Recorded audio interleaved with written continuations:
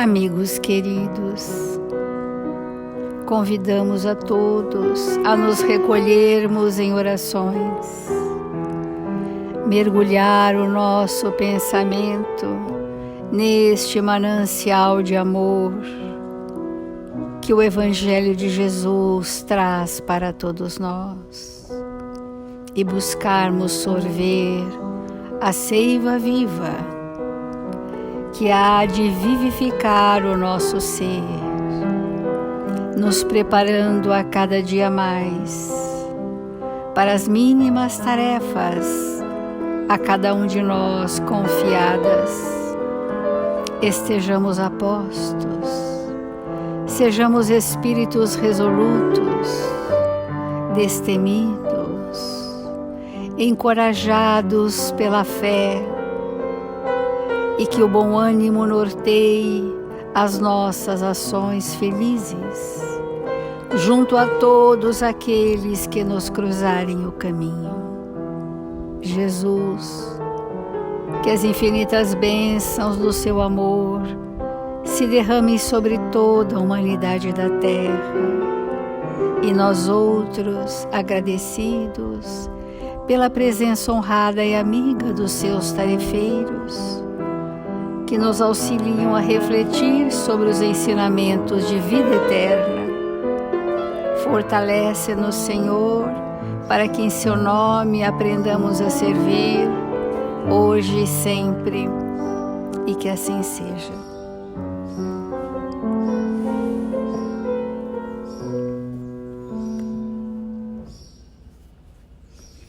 Do Evangelho segundo o Espiritismo, o capítulo 5, Bem-aventurados os aflitos. E nós estamos fazendo o entendimento do suicídio e da loucura.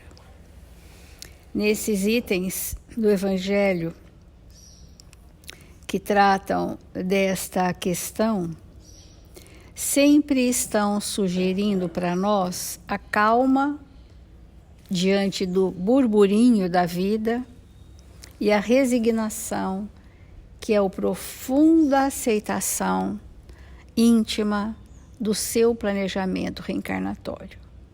Quanto mais o espírito reluta em aceitar as adversidades do caminho, que são, na verdade, instrumentos de Deus para aferir a nossa rota e nos reconduzirmos ao caminho evolutivo, mais dor, mais sofrimento. Então, podemos dizer que o sofrimento é proporcional à nossa rebeldia, à relutância que nós temos ainda pela inconformação e pela insatisfação do que é o bem para nós. E todas as vezes que nós recusamos a fazer aquilo que precisamos fazer, nós estamos dizendo que a minha lei íntima é maior que a lei de Deus. E porque ainda não compreendemos que aquilo que eu preciso realizar, onde eu estou inserido, é o remédio que me há de curar. E assim sendo, quando a nossa rebeldia é superlativa, que é a ausência total da calma e da resignação, nós enlouquecemos, alienamo-nos da verdade. Então ficamos distantes do manancial que pode abastecer o nosso ser da seiva viva do amor de Deus. E ficamos depauperados como folhas mortas. E então nós podemos reagir sobre isso, né? Como podemos reagir sobre isso? A calma e a resignação, auridas na maneira de encarar a vida terrestre e na fé no futuro, dão ao espírito uma serenidade que é o melhor preservativo contra a loucura e o suicídio. E no Evangelho de Jesus, há 3 grandes grupos, como todos os dias temos falado. Aqueles que estão na insatisfação, no descontentamento e, portanto, são queixosos, se fazem vitimizados, né? Usam dessa vitimização para angariar adeptos que reforçam a sua escolha. Nós temos a incredulidade, que é a vacilação entre o bem e o mal, o certo e o errado, Deus ou não. E também isso engloba o grupo dos materialistas, que são aqueles que estão arraigados a sensações muito grosseiras da matéria, e essas sensações tamponam a visão do espírito. Então, para a terapêutica que nós estamos começando a falar, que é a terapêutica espírita ao espírito, que a terapêutica é espírita para o espírito, nós estamos falando que o desenvolvimento da fé é o maior recurso que o espírito dispõe para começar a adentrar o território da espiritualização da existência. Porque hábitos de prece nós temos há milênios, mas não espiritualizadamente. Nós temos mecanicamente, né, um petitório incansável de exigências quanto à espiritualidade, para que os espíritos nos abasteçam, para que os espíritos nos amparem. É o vinde a mim tão somente. Né? Mas nós estamos falando de uma espiritualização que começa pela estruturação da fé. Eu uso muito a palavra estruturação da fé, porque isso que o Eurípides Barçanufo trouxe para nós é muito importante. Por que é uma estruturação? Porque ela tem alicerce, ela tem baluartes, ela tem esteios, ela tem movimento, ela tem objetivo, ela tem aliança da razão com os sentimentos. Então, a fé não é inócua. A fé, ela se constrói à medida em que eu avanço na lucidez da verdade e que eu passo a ter convicções inabaláveis. E essas convicções inabaláveis, essa confiança, começa na confiança em si. E uma das dificuldades daqueles que estão com ideias de interromper a existência é a ausência de confiança em si. Né? Por quê? Porque nós, na vitimização, não queremos assumir compromissos com a vida, porque isso implica ficar, porque se eu quero assumir os meus compromissos com a vida, eu quero ficar vivo. E como isso é uma relutância, então o espírito vai desativando, observem, vai desativando os circuitos internos dos seus recursos pessoais, que são necessários serem utilizados nesse momento. E o espírito perde a confiança em si, porque no Evangelho nós temos a fé humana, que é dessa que nós estamos falando, e a fé divina. Mas se não houver a fé humana, não há a fé divina, não há transcendência da fé. E o Emmanuel, no Caminho, Verdade e Vida, ele fala bastante sobre isso, e nós estamos falando dessa terapêutica preventiva da valorização da vida, da necessidade de valorização da vida. Ele diz assim: tens fé? Tenha em ti mesmo. Porque a pessoa responde, sim, eu tenho fé, mas na verdade ela está dizendo, eu tenho crenças, que não se traduzem em experiências. Então, tem fé em ti mesmo diante de Deus. É uma citação de Paulo aos Romanos. No mecanismo das realizações diárias, não é possível esquecer a criatura aquela expressão de confiança em si mesma e que deve manter na esfera das obrigações que tem de cumprir à face de Deus. Me vem muito à mente nós reforçarmos muito o conceito de obrigação. Né? Nós temos obrigações morais. E se desde a primeira infância nós não somos convidados a termos mínimas obrigações com os nossos objetos pessoais, com a nossa higiene, com a organização da nossa casa, obrigações de respeito aos mais velhos, né? Obrigação de caridade, obrigações de fazermos o bem, isso precisa ser incutido desde o primeiro momento, desde que os pais e familiares vivam isto e não prescrevam isto. porque prescrever sem viver é nós reforçarmos a incredulidade. Um dos mais graves problemas da incredulidade é a incoerência que o espírito vê entre aquilo que ele ouve e aquilo que a família vive. Isso gera, se ele já trouxe uma insegurança, se ele já trouxe recusas, que ele não quer reencarnar, que ele não quer se obrigar a nada, e ele vê que não há coerência, desmorona o pouco da credulidade que ele poderia ter. Então, a palavra obrigações, na esfera das obrigações que tem de cumprir à face de Deus, por isso que são obrigações simples, mas elas têm um fundo moral.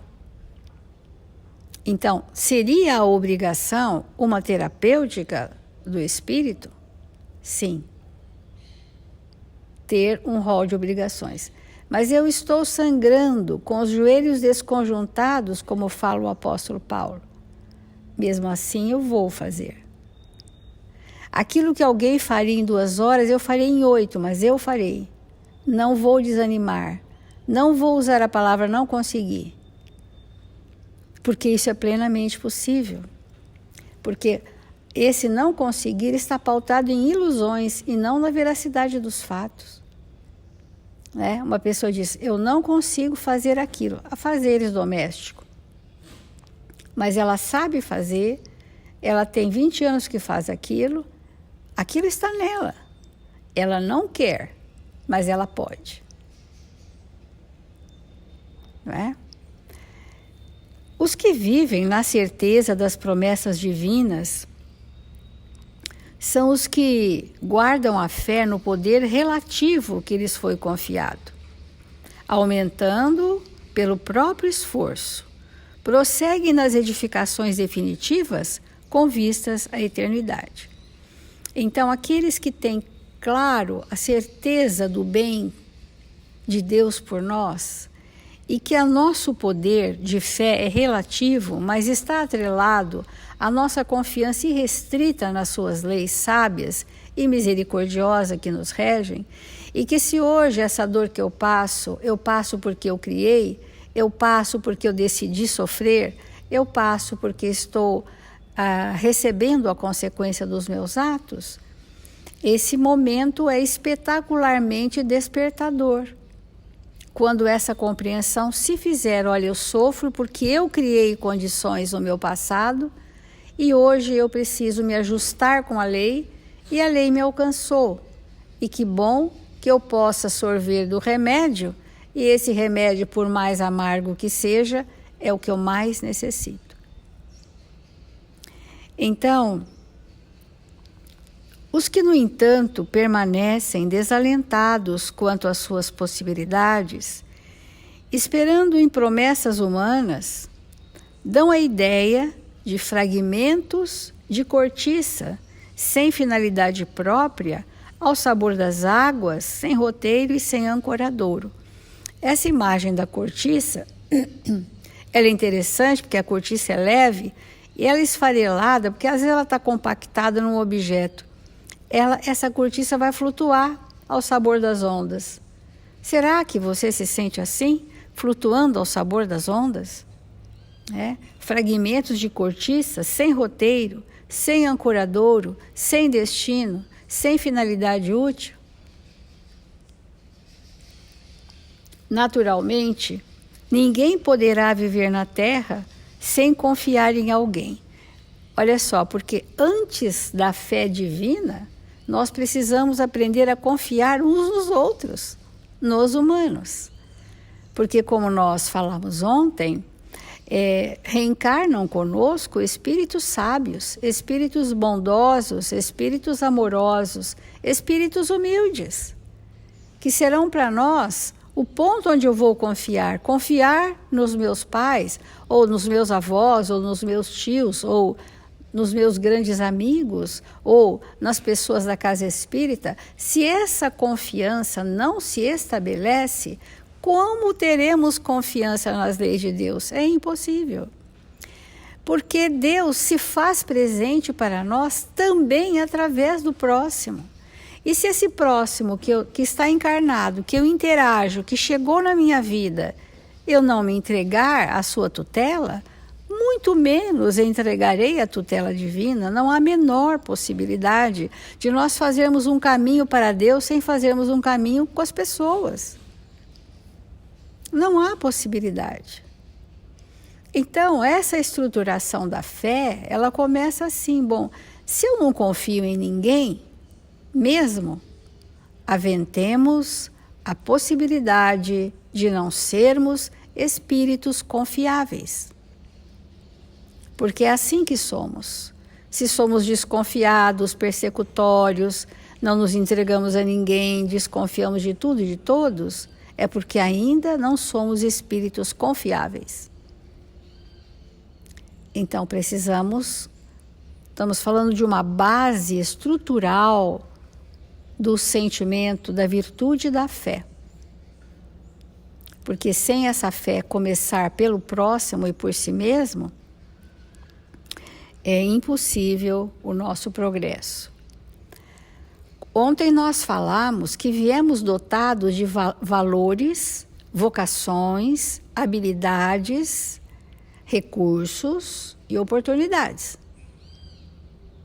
O que temos feito de todas essas questões que trazemos conosco? Onde eu coloco os meus valores? De que forma eu projeto a minha vocação? Não é?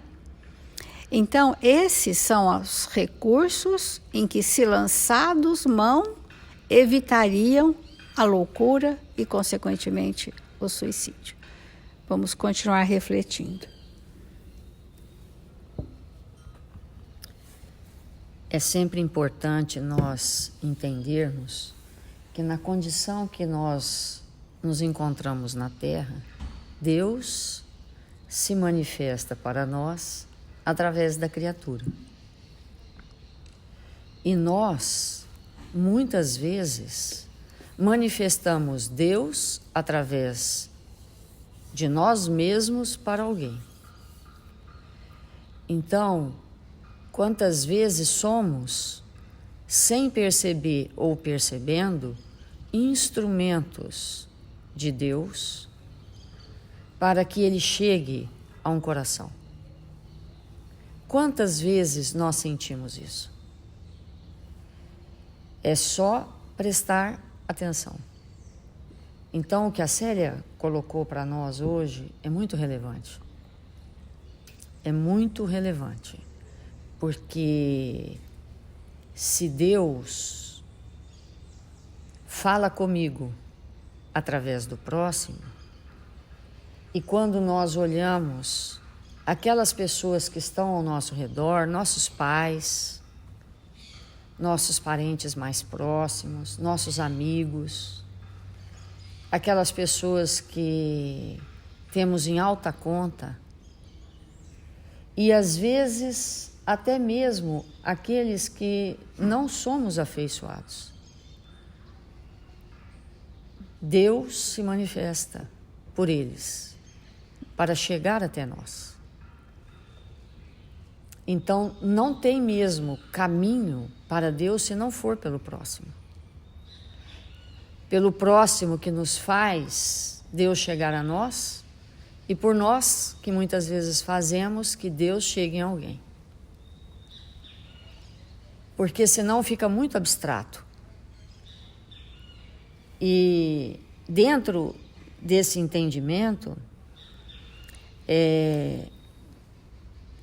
muitas vezes a nossa fé é aquela que confessa a existência de Deus, mas nós o negamos nas nossas obras, na nossa forma de ser e de pensar. Então, por que tantos irmãos partem para o suicídio e, ao chegarem no mundo espiritual, afirmam que creem em Deus? Mas que crença é essa? Afirmam que tinham uma religião, que iam no centro espírita, que iam na igreja, que iam no culto evangélico, que iam no budismo, enfim, nas religiões e nas ideias espiritualistas que compõem o mundo que nos cerca. É que essa crença, como a Célia trouxe para nós, essa crença, ela não é sustentada na verdade. Ela é uma crença externa. Ela não foi construída na intimidade do espírito que somos. Então, como conciliar o conhecimento de Deus com o menosprezo aos semelhantes e ao cumprimento do dever e mesmo das obrigações? Como falar que cremos em Deus e não fazemos da nossa parte naquilo que o próprio Pai nos ofereceu para que pudéssemos nos construir como espíritos imortais que somos? Então, a estruturação da fé, ela é algo bastante complexo, que exige de todos nós uma coerência muito profunda. Quando nós falamos coerência entre o que a gente pensa, entre o que a gente sente e o que fazemos, essa coerência, ela ainda pode ser externa. Olha que importante nós considerarmos isso. Às vezes, nós falamos alguma coisa, as pessoas que estão nos vendo veem um comportamento bastante adequado, às vezes elas podem até dizer para nós que nos considera espíritos religiosos, mas na nossa intimidade tudo isso pode ser superficial. E como que nós vamos deixar de ser espíritos superficiais naquilo que somos, naquilo que fazemos, naquilo que pensamos? Para isso é necessário um estado permanente, ininterrupto, de vigilância, do despertar da consciência estar verdadeiramente comandando os nossos atos, os nossos pensamentos. Então, chega um dia na nossa vida que nós temos necessidade de sentir a glória cristã. E Emmanuel tem um texto, né, no Caminho, Verdade e Vida, na lição 119, intitulado isso, Glória Cristã, né? E ele vai comentar algo muito importante para nós. Ele vai dizer que como que nós vamos sentir essa glória de estarmos vinculados a Jesus, nosso Mestre, a Deus, nosso Pai, enquanto para nós sentimos glória quando os nossos cofres estão repletos de fortunas mortas, fruto da nossa avareza. Porque há espíritos que sentem a glória de ter uma conta com uma expressão vultuosa de recursos monetários. O problema, definitivamente, não é a conta e nem o valor que tem lá. Absolutamente não. E nós não estamos fazendo nenhuma apologia à riqueza ou à pobreza, nada disso. Mas o que nós estamos falando e que o Evangelho nos ensina é o quanto, muitas vezes, nós sentimos um prazer, uma falsa alegria de termos recursos e que esses recursos nada mais significam do que a expressão da nossa avareza. Somos simplesmente, temos esse recurso porque somos avarentos.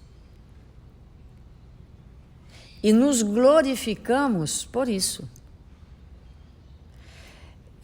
Temos esse recurso porque não estendemos generosamente a mão e o coração para aqueles que necessitam daquilo que nos sobra.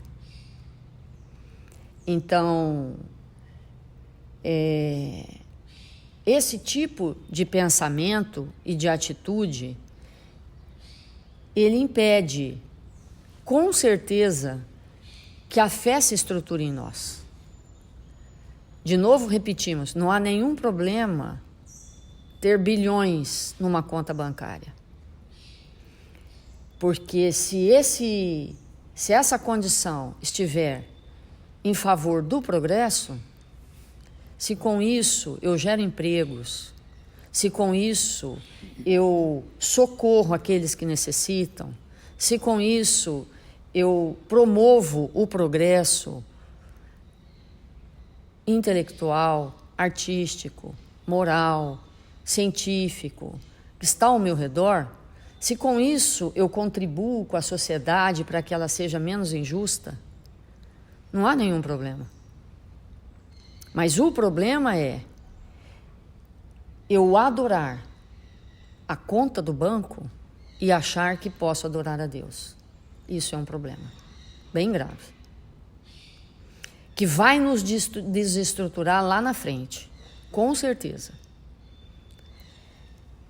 Porque nós vamos perceber que perdemos oportunidades extraordinárias de usar daquele recurso para desenvolver em nós valores que muitas vezes não possuímos, como, por exemplo, a generosidade. Sermos generosos. Coisas bem simples. Às vezes alguém nos pede um recurso, alguém que está na rua, e a gente procura na nossa bolsa, procura no lugar onde a gente reserva algumas migalhas, a nota de menor valor, a moeda mais baixa. Tudo isso é falta de generosidade.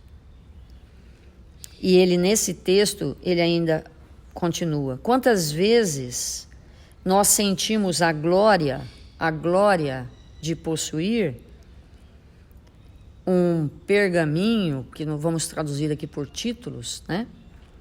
E que muitas vezes, para o espírito, eles são inúteis. Porque o que significa um título inútil para o espírito? Quando nós utilizamos desse título só para benefício próprio.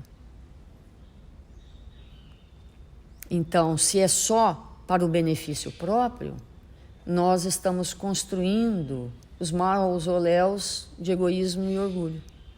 É inútil para o espírito.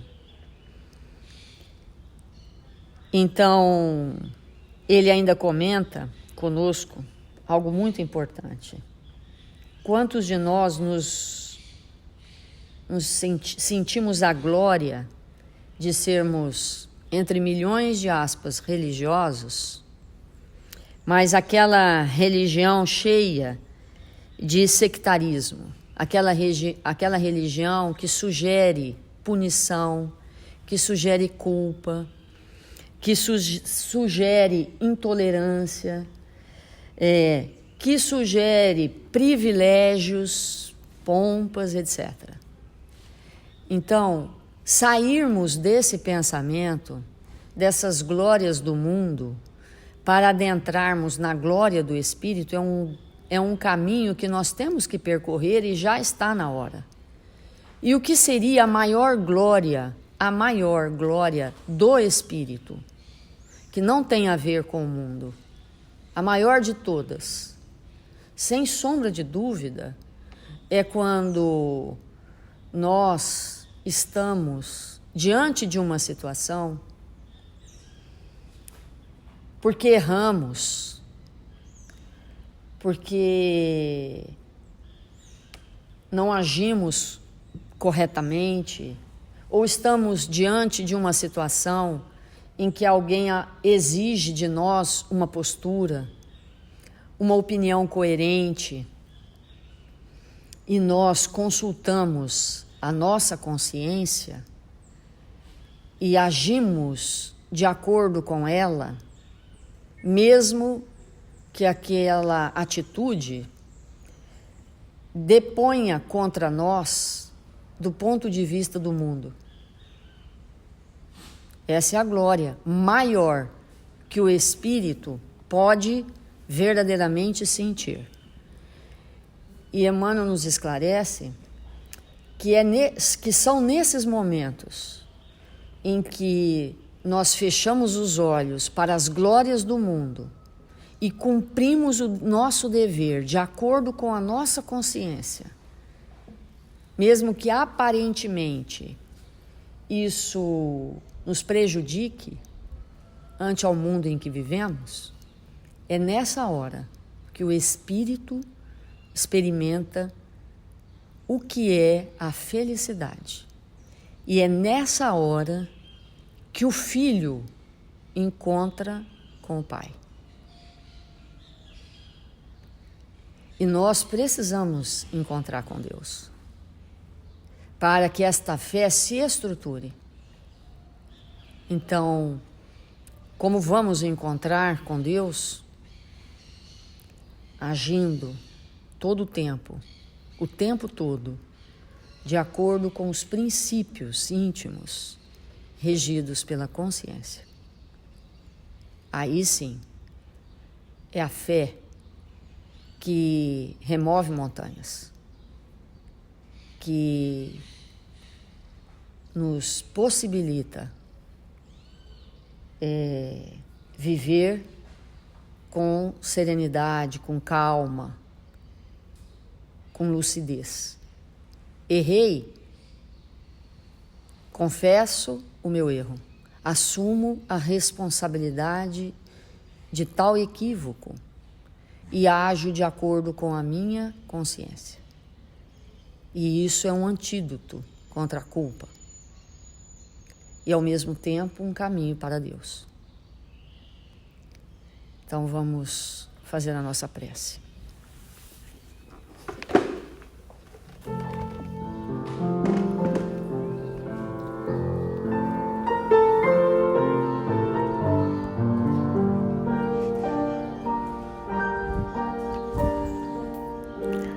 Senhor Jesus,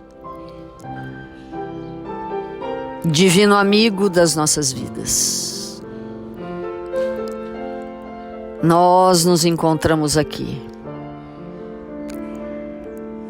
desejosos de sentir a Sua presença, o Seu amor, Senhor, para nos fortalecer, para que o nosso dia possa começar luminoso, para que nós possamos nos sentir fortalecidos com os Teus exemplos, que possamos, Mestre, nos entregarmos com alegria e bom ânimo às simples tarefas que o Senhor nos confiou, que hão de fazer de nós espíritos melhores. Que sejamos, Senhor, aqueles a amar os nossos irmãos. Sejamos aqueles a perdoar, a agir com misericórdia, para socorrer e reerguer os caídos. Não acusemos a ninguém. Não sejamos aqueles a criticar nossos irmãos que ainda não aprenderam a tarefa. Que sejamos aqueles que vamos compreender e amparar. Para que Deus, nosso Pai, fale por nós, aqueles que necessitam. Que o Senhor nos abençoe. Que o Senhor nos fortaleça. E nesta manhã, queremos rogar por todos os nossos irmãos registrados no caderno de vibração da nossa casa. Os nossos irmãos que se encontram necessitados de amparo e de socorro. Que nós possamos, nesta hora, envolvê-los, socorrê-los. Que nesse instante, Deus nosso Pai, possa visitá-los em sua intimidade, oferecendo-lhes de tudo aquilo que se encontram necessitados, e que nós outros possamos estender as nossas mãos para auxiliá-los. Que o Senhor os abençoe. E nesse instante, queremos, Jesus, oferecer as nossas mãos, os nossos braços, nossos corações para a tarefa simples que o Senhor nos confiou. Para que na terra do cruzeiro, Senhor, possamos realizar em nossa intimidade o bem e a verdade. E assim nos tornarmos espíritos mais lúcidos, mais amorosos, mais dispostos ao bem e à verdade. Que o Senhor nos fortaleça, agora e sempre.